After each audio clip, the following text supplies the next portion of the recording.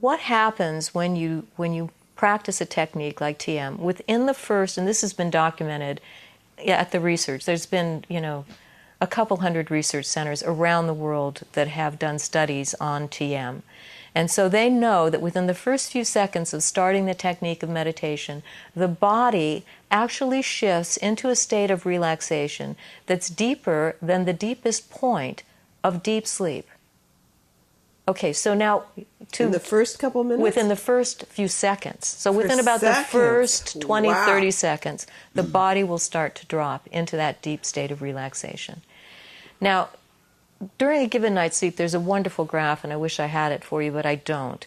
But if you think of the average person sleeping 8 hours, now that might not be so true in modern life, but let's just say 8 hours for the sake of argument here.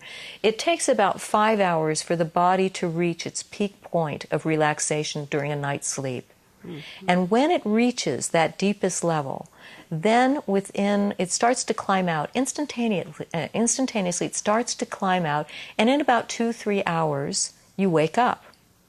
What happens in the first few seconds of TM is the body drops to a state of relaxation. That if this is the deepest point of deep sleep, it's about 8 to 16% deeper than the deepest point of deep sleep.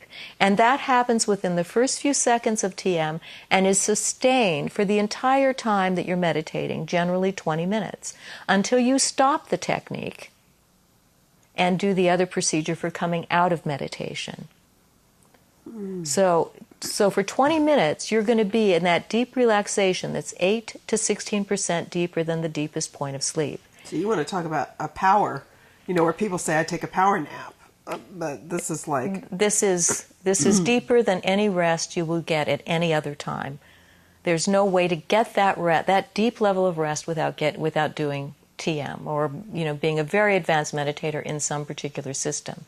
Now, what happens when you take the body and you dip it in deep relaxation like that? You give it a chance to maximize its natural tendency.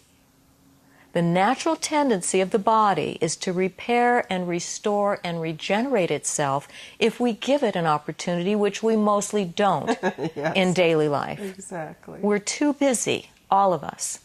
We're too busy, we're too stressed, we have too much to do in too little time and too much fatigue, and it's a cycle.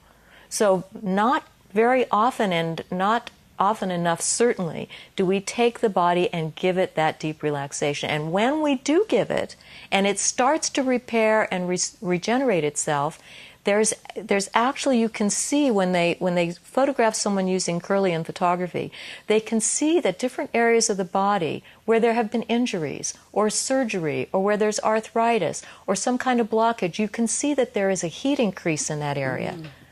It's very immediately recognizable. And when there is activity in the body, there has to be activity in the mind because of the relationship between mind and body. If you affect one, you affect the other. When we begin the technique and the mind begins to settle down, because of the relationship between mind and body settles down, gets that deep rest, starts to repair, which causes thoughts and meditation. So that's why Maharishi used to say, we never grumble against thoughts in meditation, because grumbling against thoughts in meditation means grumbling against the intimate effects of correct meditation. So that's why this is all by way of answering your question. So sometimes I'm sitting to meditate and there are lots of thoughts.